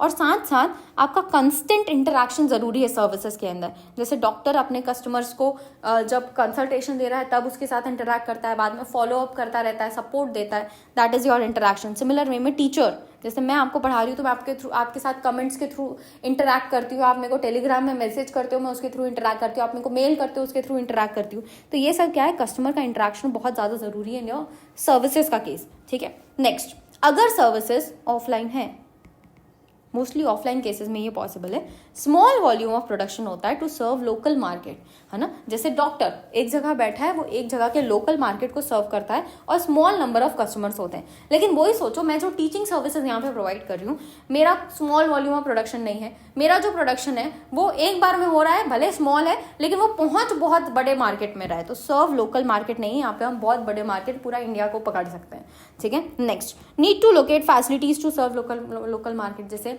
डॉक्टर का है, डॉक्टर को एक जगह लगाना पड़ेगा, एक बैठना पड़ेगा एक ऑफिस में, वहाँ पे आएंगे उसके पास, क्लिनिक में बैठना पड़ेगा, वहाँ पे उसके पास कस्टमर्स आएंगे। लेकिन मेरा ऐसा है क्या? बिल्कुल नहीं, मैं तो अपने घर में बैठी हूँ, मेरे को कोई फैसिलिटी लोकेट करने की ज़रूरत नहीं है और लोकल मार्केट को सर्व करने की भी ज़रूरत नहीं है, मैं पूरे जगह को सर्व कर सकती हूँ। तो भले सर्विसेज के अंदर ये दोनों फीचर्स ना हो, एज अब ऑनलाइन ज़्यादा चीज़ें आ गई हैं, तो भी वो सर्विसेज की कैटेगरी में आती है, क्योंकि उसके अंदर इंटैंजिबिलिटी होती है, वो पेरिशेबल नेचर की होती है और उसमें कंस्टेंट इंटरेक्शन रिक्वायर्ड होता है, ठीक है। सो कैसे याद रखोगे? Intangible nature, perishable and constant interaction. उसके बाद ऑफलाइन के लिए क्या क्या चीज़ें होती हैं? आपको सर्व लोकल मार्केट सर्व करने के लिए स्मॉल वॉल्यूम ऑफ प्रोडक्शन करना पड़ता है और फैसिलिटी लगानी पड़ती है लोकली, ठीक है। चलो next, disappearance of smoke stacks. अभी तक हमने 2 पॉइंट्स कवर किए, पहला मैन्युफैक्चरिंग एज कॉम्पिटिटिव एडवांटेज, दूसरा सर्विस ओरिएंटेशन, तीसरा हम देख रहे हैं डिसअपियरेंस ऑफ स्मोक स्टैक्स। समझना क्या है? Protective labour legislation. आजकल लॉज आ गए हैं जिसके थ्रू हमारे वर्कर्स को राइट्स मिलते हैं, वर्कर्स को सेफ्टी प्रोवाइड की जाती है। इन्वायरमेंटल मूवमेंट हो गया है जिसकी वजह से कंजर्वेशन और सस्टेनेबिलिटी आ गई है कि हम हमारे इन्वायरमेंट को सही तरीके से इस्तेमाल करें। फैक्ट्री ऐसा नहीं कि सारा जो कचरा है वो नाली में फेंक दें या फिर पानी में बहा दे, जो पानी जा रहा है उसके लिए भी इन्वायरमेंटल मूवमेंट हो गया, जिसके कारण अब ऑर्गेनाइजेशन को सही तरीके से अपने वेस्ट का डिस्पोजल करना पड़ता है। Gradual emergence of knowledge based organisation. Knowledge based organisation मतलब एक ऐसी ऑर्गेनाइजेशन जो ह्यूमन कैपिटल, इंटेलेक्चुअल रिसोर्सेज के ऊपर फोकस करती है, उसके थ्रू ग्रो करती है, ठीक है। सो इसके कारण टोटल ट्रांसफॉर्मेशन आ गया प्रोडक्शन सिस्टम में। पहले वर्कर्स की सेफ्टी नहीं थी, पहले इन्वायरमेंट का कैसे भी फालतू तरीका से ट्रीट किया जाता था, पहले ऑर्गेनाइजेशन मोस्टली मैन्युफैक्चरिंग के ऊपर फोकस थी, लेकिन अब प्रोटेक्टिव लेबर लेजिस्लेशन है। इन्वायरमेंटल मूवमेंट की वजह से इन्वायरमेंट को सेफ रखना इज इम्पॉर्टेंट, एंड और ऑर्गेनाइजेशन जो है वो ह्यूमंस के ऊपर भी ज़्यादा फोकस कर रही है एज कम्पेयर टू मैन्युफैक्चरिंग। अब ह्यूमंस खुद भी इंप्रूव कर रहे हैं और साथ साथ ऑर्गेनाइजेशंस भी इंप्रूव कर रही हैं। इसके कारण और जो है डिसअपियरेंस ऑफ स्मोक स्टैक होने लग गया है सारी तरीके से। लेबर्स के लिए अच्छा होने लग गया है, इन्वायरमेंट के लिए अच्छा होने लग गया है, साथ साथ ऑर्गेनाइजेशन के लिए अच्छा होने लग गया है, ठीक है। Today's factories are aesthetically design and build environment friendly. आजकल की जो फैक्ट्रीज हैं वो भी एस्थेटिकली डिजाइन होती हैं, इन्वायरमेंटल फ्रेंडली होती हैं। ये ऐसी फैक्ट्रीज होती हैं जो कि होम्स हैं अवे फ्रॉम होम। आपको फीलिंग नहीं आती कि भाई आप फैक्ट्री में हो, इतने अच्छे से चीज़ों को मैनेज किया जा रहा है। Going to a factory every day is no more excruciating experience जैसे वो पहले हुआ करता था वर्कर्स के लिए. It's like a holidaying at a scenic spot, क्योंकि आपने बहुत ज़्यादा इंप्रूवमेंट कर दिया है विद टाइम, जिसके कारण डिसअपियरेंस ऑफ स्मोक स्टैक्स होने लग गए. ठीक है, moving forward. Small has become beautiful. तो E.F. शूमेकर ने बोला कि भाई देखो, उनकी एक बुक थी स्मॉल इज ब्यूटीफुल, उसमें उन्होंने बोला कि जाइंट ऑर्गेनाइजेशन बना के क्या करोगे, तुमको फोकस करना चाहिए इंक्रीज्ड स्पेशलाइजेशन पे, है ना, जहाँ पे तुम क्या कर रहे हो, स्मॉलर वर्किंग यूनिट्स डाल रहे हो, कम्युनिटी ओनरशिप रख रहे हो, रीजनल वर्क प्लेसेस पे काम कर रहे हो, लोकल लेबर का इस्तेमाल कर रहे हो, लोकल रिसोर्सेज का इस्तेमाल कर रहे हो, क्योंकि स्मॉल इज ब्यूटीफुल. उसने ऐसा बोला. पर एक बात बताओ यार, कौन सी ऑर्गेनाइजेशन मानती है आज की डेट में कि भाई हमको छोटे में काम करना चाहिए, हमको कम में ही खुश रहना चाहिए? बिल्कुल नहीं. हर एक ऑर्गेनाइजेशन को बड़ा बनना है, हर एक ऑर्गेनाइजेशन को इकोनॉमिक्स ऑफ स्केल का फायदा उठाना है. Economics of scale is like जितना ज़्यादा आप प्रोडक्शन करोगे उतना ज़्यादा आपके खर्चे कम होते जाते हैं, तो उसका फायदा उठाना है हर एक ऑर्गेनाइजेशन को. तो इसलिए businessman all over the world इस शू मेकर की फिलोसफी पे नहीं मानते. वो मानते हैं कि इकोनॉमीज ऑफ स्केल से उनको बहुत ज़्यादा फायदा हो सकता है, जितना ज़्यादा प्रोडक्शन करेंगे उतना ज़्यादा वो प्रॉफिट कमा पाएंगे, तो वो उसके ऊपर फोकस करते हैं. ठीक है, लेकिन हमको E.F. शूमेकर ने बताया कि आप स्मॉल के भी ऊपर फोकस करोगे तो भी ग्रो हो सकते हो. Moving forward to modern operation management is characterised by the following. अभी हमने क्या देखा? अभी हमने देखा मॉडर्न ऑपरेशन फंक्शन, उसके फीचर्स और उसके कैरेक्टरिस्टिक्स. अब हम मॉडर्न ऑपरेशन मैनेजमेंट देख रहे हैं. जब आप ऑपरेशन फंक्शन बोलते हो ना, तो इट्स लाइक हम प्रोडक्शन की बात कर रहे हैं कि अब मॉडर्न प्रोडक्शन कैसा होता है. मॉडर्न प्रोडक्शन में कॉम्पिटिटिव एडवांटेज है, मॉडर्न प्रोडक्शन सर्विसेज रिलेटेड हो गया है, मॉडर्न प्रोडक्शन में स्मोक स्टैक्स कम हो गए. मॉडर्न प्रोडक्शन के अंदर स्मॉल हैज बिकम ब्यूटीफुल पे फोकस किया जा रहा है. लेकिन अब हम बात कर रहे हैं मॉडर्न ऑपरेशन मैनेजमेंट की. तो अब हम ऑपरेशन मैनेजमेंट के कैरेक्टरिस्टिक्स देख रहे हैं कि ऑपरेशन मैनेजमेंट कैसे मॉडर्न हुआ है. ठीक है, चलो. सो इसके अंदर हमारे पास आ रहा है पहले टेक्नोलॉजिकल डेवलपमेंट. आजकल कितना ज़्यादा टेक्नोलॉजी डेवलप हो गया, चाहे आप प्रोडक्ट सर्विसेज की बात करो, जो मैन्युफैक्चरिंग की प्रोसेस है वो कितनी डेवलप हो गई है, आपका हेल्थ केयर कितना डेवलप हो गया, आपका एजुकेशन प्रोवाइड करने की टेक्नोलॉजीज कितनी चेंज हो गई. पहले घर में बैठ के लोग पढ़ाया करते थे, आजकल आप ऑनलाइन जाके सारी चीज़ें पढ़ा सकते हो. तो बहुत ज़्यादा टेक्नोलॉजिकल डेवलपमेंट हुआ है. शॉर्टर प्रोडक्ट लाइफ साइकिल है. जैसे आज फ़ोन देखो, फैशन देखो, फ़ोन भाई साहब 1 साल के अंदर दूसरा मॉडल आ जाता है.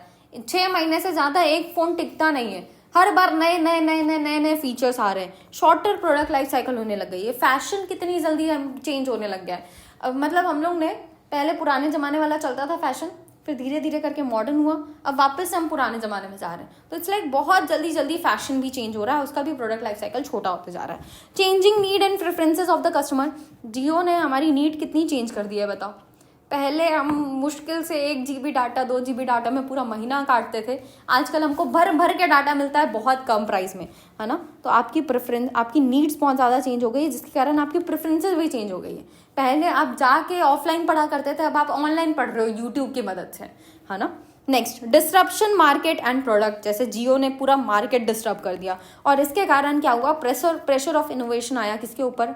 एयरटेल के ऊपर, वोडाफोन आइडिया के ऊपर, कि भाई हमको भी अब चेंज करने की ज़रूरत है, हम ऐसे नहीं चार्ज कर सकते इतना ज़्यादा.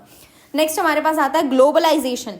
अब ऐसा नहीं है कि आप जिस कंट्री में हो आपके पास उसी की कंपनीज हैं, आप दुनिया भर की किसी भी कंपनी से कुछ भी खरीद सकते हो, है ना. तो ग्लोबलाइजेशन के अंदर कंपटीशन भी बढ़ गया, और साथ साथ कस्टमर्स के लिए बहुत ज़्यादा एडवांटेज हुआ, क्योंकि वो बहुत सारे अलग अलग जगह से अपने प्रोडक्ट्स खरीद सकता है, एक्सपीरियंस कर सकता है. Requirement for supreme service eight an affordable price. जैसे जियो ने हमको आदत लगा दी है कि भाई हमको कम प्राइस में हाई डाटा चाहिए और साथ साथ अच्छी स्पीड भी चाहिए.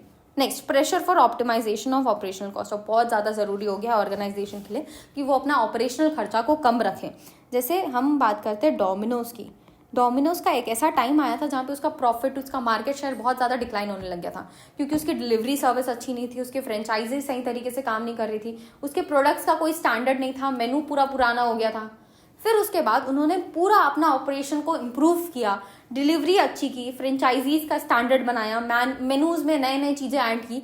एंड 2009 एक ऐसा पीरियड आया जब जो डोमिनोज था वो सबसे बड़ा मार्केट ग्रैब कर लिया था, ये पिज़्ज़ा वाला. तो it's like you have to optimise your operational cost, और उसका आपको अच्छा खासा बेनिफिट मिलता है. ठीक है, तो ये हो गए हमारे मॉडर्न ऑपरेशन मैनेजमेंट के characteristics. Moving forward to production and operation management, हमने जब देखा था पॉइंट्स तो उसके अंदर हमने देखा था कि भाई प्रोडक्शन मैनेजमेंट और ऑपरेशन मैनेजमेंट दो चीज़ें इस्तेमाल हुई थी एक्टिविटीज़ के अंदर। तो अब हम वही समझ रहे हैं कि प्रोडक्शन मैनेजमेंट क्या है और ऑपरेशन मैनेजमेंट क्या है। देखो यार, जब हम प्रोडक्शन मैनेजमेंट बोलते हैं ना तो ये सिर्फ गुड्स के ऊपर फोकस करता है, लेकिन जब हम ऑपरेशंस मैनेजमेंट बोल रहे हैं तो यहाँ पे हम goods as well as services दोनों के ऊपर फोकस कर रहे हैं। ठीक है, so production management is more use for system जहाँ पे टैंजिबल गुड्स प्रोड्यूस किए जाते हैं। Operation management is more frequently use where inputs are transformed into intangible services. तो मतलब हम both tangible goods and intangible services के लिए ऑपरेशन मैनेजमेंट का इस्तेमाल करते हैं। ठीक है, next scope primary manufacturing enterprises के ऊपर फोकस करता है। ये ऑपरेशन मैनेजमेंट सारे सर्विसेज को कवर करेगा, जैसे bank, airlines, utilities, pollution control, super bazaars, educational institutions, library, consultancy firms, police department, और इसके साथ साथ मैन्युफैक्चरिंग इंटरप्राइजेस भी यहाँ पे कवर होती हैं क्योंकि ये goods as well as services दोनों के ऊपर फोकस कर रहा है। हिस्टोरिकल इवोल्यूशन और प्रोडक्शन मैनेजमेंट पहले आया है क्योंकि पहले हम गुड्स के ऊपर ही फोकस करते थे, पहले सर्विसेज ज़्यादा इंपॉर्टेंट नहीं थी, तो प्रोडक्शन मैनेजमेंट पहले आया और उसके बाद विद टाइम हम ऑपरेशन मैनेजमेंट के ऊपर फोकस करने लगे क्योंकि अब सर्विसेज भी हमारे लिए इक्वली इंपॉर्टेंट है। नेक्स्ट हमारे पास आ रहा है recent trends in production and operation management. कई सारे रीसेंट ट्रेंड आए हैं प्रोडक्शन एंड ऑपरेशन मैनेजमेंट के अंदर जिसके कारण ग्लोबल कंपटीशन बढ़ गया है और मैन्युफैक्चरिंग फर्म्स पे इम्पैक्ट पड़ा है। तो आपसे पूछा जा रहा है ये रीसेंट ट्रेंड्स क्या है, इंपॉर्टेंट है ध्यान से समझना, और साथ साथ लास्ट टॉपिक भी है तो अच्छे से समझना जरूरी है। ठीक है, सबसे पहला आ रहा है ग्लोबल मार्केट प्लेस। जैसा हमने देखा कि भाई आजकल ऐसा नहीं है कि आप सिर्फ अपनी कंट्रीज में बेच रहे हो, आप अपनी बाहर की जितनी भी कंट्रीज है सब जगह सामान बेच रहे हो। तो इससे क्या हो रहा है ना, सबसे पहली बात तो फर्म्स ऑपरेशनली ग्लोबली बढ़ सकती है। मतलब मैं ऐसा कर सकती हूँ आजकल जैसे कंपनीज करती हैं कि मैं अगर मेरे को पता है कि चाइना में एम्प्लॉयज सस्ते में मिल जाएंगे, मटेरियल सस्ते में मिल जाएगा, तो मैं अपना प्रोडक्शन यूनिट वहाँ लगा दूँ। मेरे को लग रहा है इंडिया में मुझे एम्प्लॉयज सस्ते मिल जाएंगे, यहाँ मटेरियल सस्ता मिल जाएगा, यहाँ पे जो पॉलिसीज हैं, टैक्सेस हैं, वो सब भी रिड्यूस हैं, तो मैं यहाँ एक सिस्टम लगा दूँ, एक फैक्ट्री लगा दूँ। तो इससे क्या है, मैं अलग अलग जगह अपनी फैक्ट्रीज लगा के हर एक जगह जो जो एडवांटेजेस मिल रहे हैं उनका फायदा उठा सकती हूँ। और साथ साथ इसके कारण बहुत ज़्यादा कंपटीशन भी बढ़ने लग गया है क्योंकि यार सोचो, पहले तुम अपनी कंट्री वाले लोगों से ही लड़ते थे, अब पूरी दुनिया से लड़ रहे हो अपने प्रोडक्ट्स बेचने के लिए। तो इसीलिए ग्लोबल मार्केट प्लेस बन गया है जिसके कारण ऑर्गेनाइजेशन को एडवांटेजेस भी हो रहे हैं और साथ साथ बहुत ज़्यादा कंपटीशन फेस भी करना पड़ रहा है। प्रोडक्शन और ऑपरेशन स्ट्रैटेजीज, जो हम ये प्रोडक्शन और ऑपरेशन के बारे में पढ़ रहे हैं, ये स्ट्रैटेजीज ऑर्गेनाइजेशन अप्लाई करने लग गई हैं और इसको अपनी ओवरऑल बिजनेस स्ट्रैटेजी से अलाइन करने लग गई हैं। टोटल क्वालिटी मैनेजमेंट, कंटिन्यूसली अपनी क्वालिटी को इंप्रूव करने के ऊपर ऑर्गेनाइजेशंस फोकस करने लग गई हैं। Adopted by many firms to achieve customer satisfaction by a never ending quest for improving the quality of goods और सर्विसेज, जैसा हमने पहला देखा था। नेक्स्ट, फ्लेक्सिबिलिटी और एजाइल मैन्युफैक्चरिंग। आजकल ऑर्गेनाइजेशंस फ्लेक्सिबल रहना चाहती हैं, फ्लेक्सिबल मैन्युफैक्चरिंग करना चाहती हैं जहाँ पे वो क्विकली अडॉप्ट कर सके टू चेंजेस। अगर वॉल्यूम ऑफ डिमांड में चेंजेस आ रहे हैं, मतलब पहले हम 10,000 यूनिट्स बनाते थे, अब 15,000 का डिमांड आ गया, हमारी ऑर्गेनाइजेशन इतनी फ्लेक्सिबल होनी चाहिए कि वो उसको एक्सेप्ट कर पाए, उतने यूनिट्स बना पाए। साथ साथ प्रोडक्ट मिक्स में चेंज हुआ, मतलब पहले हमारा प्रोडक्ट ए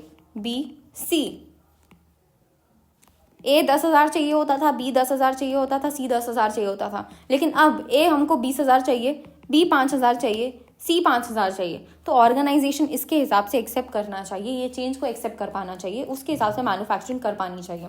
नेक्स्ट, प्रोडक्ट का डिजाइन और डिलीवरी स्केड्यूल में बहुत जल्दी चेंजेस होते हैं। जैसे हमारे मोबाइल फोन्स कितनी जल्दी चेंज होते हैं, अब इसके कारण पूरा मैन्युफैक्चरिंग सिस्टम तो नहीं चेंज कर सकते ना। हम क्या करते हैं और हमारी मैन्युफैक्चरिंग सिस्टम को इतना फ्लेक्सिबल बनाते हैं कि जिस भी टाइप का मोबाइल फोन हमारी ऑर्गेनाइजेशन लॉन्च कर रही है, हम उसको थोड़े बहुत चेंजेस के साथ एक्सेप्ट कर पाएं। Next, has become a major competitive strategy and a competitive advantage to the firm। अगर आप फ्लेक्सिबिलिटी लेके आ रहे हो तो इससे बहुत ज़्यादा एडवांटेज मिलता है ऑर्गेनाइजेशन को। फ्लेक्सिबिलिटी किस में आ सकती है, डिमांड में, प्रोडक्ट मिक्स में और प्रोडक्ट के डिज़ाइन में। ठीक है, नेक्स्ट, टाइम रिडक्शन। जैसा हमने पहले देखा था कि आपको अपना टाइम रिड्यूस करना है, जितनी जल्दी आप प्रोडक्ट अपने कस्टमर तक प्रोवाइड करोगे उतना ज़्यादा कॉम्पिटिटिव एज आपको मिलेगा। अगर आपका कॉम्पिटिटर पहले कस्टमर को प्रोडक्ट प्रोवाइड कर दे रहा है तो उसको मिल जाएगा, इसलिए ज़रूरी है कि आप जितना ज़्यादा हो सके अपने ऑपरेशन का टाइम को रिड्यूस करो। टेक्नोलॉजी, बहुत ज़्यादा टेक्नोलॉजीज़ में एडवांसेस आ रहे हैं जिसके कारण नए प्रोडक्ट्स, नए प्रोसेसेस, नए मटेरियल्स आ गए हैं, ऑटोमेशन हो गया बहुत सारी चीज़ों में, कंप्यूटराइज्ड ऑपरेशंस होने लग गए जिसके कारण आपको भी टेक्नोलॉजी को इम्प्रूव करना बहुत ज़्यादा ज़रूरी है। Next, workers involvement. आजकल ऑर्गेनाइजेशंस के लिए बहुत ज़्यादा ज़रूरी है कि वो वर्कर को भी इन्वॉल्व करे डिसीजन मेकिंग में, क्योंकि सोच के देखो यार, जो मैनेजर्स ऊपर बैठे हुए हैं उनसे ज़्यादा ज्ञान तो उस वर्कर को होगा ना कि भाई प्रोडक्शन में प्रॉब्लम चल क्या रही है। वो ज़्यादा अच्छे बता सकता है तरीके जिससे आप उसको इम्प्रूव कर पाओ, इसीलिए वर्कर्स को इन्वॉल्व किया जा रहा है। The recent trend is to assign responsibility for decision making and problem solving to lower levels in the organisation. This is known as employ का इन्वॉल्वमेंट और एम्पावरमेंट बोला जाता है इसको। एग्जाम्पल जैसे क्वालिटी सर्कल। क्वालिटी सर्कल क्या होता है? कुछ एम्प्लॉयज मिलके एक सर्कल फॉर्म करते हैं जहाँ पे वो डिस्कशन करते हैं जो भी चीज़ें इंप्रूव की जा सकती हैं उसके ऊपर, और वैसे ही क्वालिटी इंप्रूवमेंट टीम्स भी बनाती हैं ऑर्गेनाइजेशन। नेक्स्ट आता है री engineering, that is business process का पूरा री इंजीनियर करना। इसके थ्रू हम ड्रास्टिक मेजर ले रहे हैं, ब्रेक थ्रू इंप्रूवमेंट कर रहे हैं ताकि हमारी ऑर्गेनाइजेशन की परफॉर्मेंस को इंप्रूव किया जा सके। इसके अंदर हम क्लीन स्लेट अप्रोच में जाते हैं, स्टार्टिंग फ्रॉम स्क्रैच में जाते हैं। मतलब समझना, हमने अभी बहुत सारा काम कर लिया तो हमारी स्लेट भर गई। एट द एंड जब हम बिजनेस प्रोसेस री इंजीनियरिंग करते हैं ना, तो पूरी स्लेट को हम क्लीन कर लेते हैं। मतलब हम सोचते हैं कि अब हम स्टार्टिंग से अगर ऑर्गेनाइजेशन स्टार्ट कर रहे होते तो क्या क्या चीज़ें करते, उसके हिसाब से बिजनेस प्रोसेस री इंजीनियरिंग करी जाती है। ड्रास्टिक मेजर्स लिए जाते हैं, बहुत सारे इंप्रूवमेंट्स किए जाते हैं ऑर्गेनाइजेशन के अंदर। Next, environmental issues. Production managers आजकल प्रायोरिटाइज करने लगे हैं पॉल्यूशन कंट्रोल, वेस्ट डिस्पोजल, क्योंकि यार ये चीज़ ऑर्गेनाइजेशन के लिए भी मैटर करती है, क्योंकि गवर्नमेंट आजकल रूल्स लगा के रखी है, और साथ साथ कस्टमर भी ध्यान देता है कि आप इन्वायरमेंट को कितना ध्यान दे रहे हो, है ना। Focus on reducing waste, recycling, using eco friendly materials for packaging, ये सारी चीज़ें ऑर्गेनाइजेशंस करने लग गई हैं। कॉर्पोरेट डाउन साइजिंग और राइट साइजिंग, इसका मतलब क्या होता है पता है? ऑर्गेनाइजेशंस आजकल एम्प्लॉयज़ को निकाले जा रही हैं। क्यों निकाल रही है? क्योंकि उनको पता है बिना मतलब के बहुत ज़्यादा एम्प्लॉयज़ हमारे यहाँ हो गए और इतना पैसा उनको पे करना इज़ नॉट गुड। ऑर्गेनाइजेशन चाहती है कि कम से कम एम्प्लॉयज़ रखें और उनसे अच्छे से अच्छी बेनिफिट ले पाएँ, ठीक है। तो force on firm to shed their obesity मतलब जितने सारे एम्प्लॉयज़ हो गए ना, तो वो उनकी ओबेसिटी की तरह ट्रीट किया जा रहा है। तो अब वो फर्म्स के ऊपर फोर्स हो गया कि भाई अब हमको निकालना पड़ेगा, क्योंकि कंपटीशन इतना बढ़ रहा है और प्रोडक्टिविटी भी रिड्यूस हो जाती है। इतने सारे लोग हैं पर प्रोडक्शन ही नहीं हो रहा, तो इससे बेटर है कि तुम रिड्यूस करो, अच्छे एम्प्लॉयज़ रखो और उनसे अच्छा खासा काम करवाओ, ठीक है। Next, supply chain management. Organisation जो है वो सप्लाई चेन से ही जानी जाती हैं और इसीलिए उनका सप्लाई चेन बहुत अच्छे से मैनेज रहना is important. Supply chain is like supplier से लेके हमारे कस्टमर तक प्रोडक्ट पहुंचने तक, ये जो भी चीज़ें हो रही है वो सारा का सारा सप्लाई चेन के अंदर आ रहा है। तो ऑर्गेनाइजेशंस के लिए ज़रूरी है कि वो सप्लाई चेन को मैनेज करें, अपने कॉस्ट को रिड्यूस करें, ट्रांसपोर्टेशन से रिलेटेड, वेयर हाउसिंग से रिलेटेड, डिस्ट्रीब्यूशन से रिलेटेड, ठीक है। नेक्स्ट आता है lean production. Lean production is like minimum से मिनिमम रिसोर्सेज का इस्तेमाल करके ज़्यादा से ज़्यादा क्वांटिटी ऑफ गुड्स आपको बनाने, ठीक है। तो ऑर्गेनाइजेशंस फोकस कर रही है कि कैसे हम अपने रिसोर्सेज को कम कर सकें, कम से कम रिसोर्सेज में ज़्यादा से ज़्यादा बेनिफिट उठा पाएँ, ठीक है। तो ये हमारे पॉइंट्स है रिलेटेड टू रीसेट ट्रेंड्स। एक बार और देख लेते हैं। हमने देखा ग्लोबल मार्केट प्लेस, प्रोडक्शन और ऑपरेशन स्ट्रैटेजी ऑर्गेनाइजेशन अपनाने लग गई है और उसको अपने बाकी सारे ऑर्गेनाइजेशन के गोल से अलाइन करने लग गई हैं। टोटल क्वालिटी मैनेजमेंट, आपको कंटिन्यूसली क्वालिटी इंप्रूव करनी है। फ्लेक्सिबल मैन्युफैक्चरिंग सिस्टम रखना है, जैसे जितनी डिमांड आ रही है उतने प्रोडक्ट्स हम बना पा रहे हैं। टाइम रिडक्शन करना है, कम से कम टाइम में प्रोडक्ट्स अपने कस्टमर्स तक पहुंचाने। टेक्नोलॉजी जितनी एडवांस हो रही है आपको उसके हिसाब से चेंज होना पड़ेगा, उसको एक्सेप्ट करना पड़ेगा, तभी आप कंपटीशन के हिसाब से टिक पाओगे।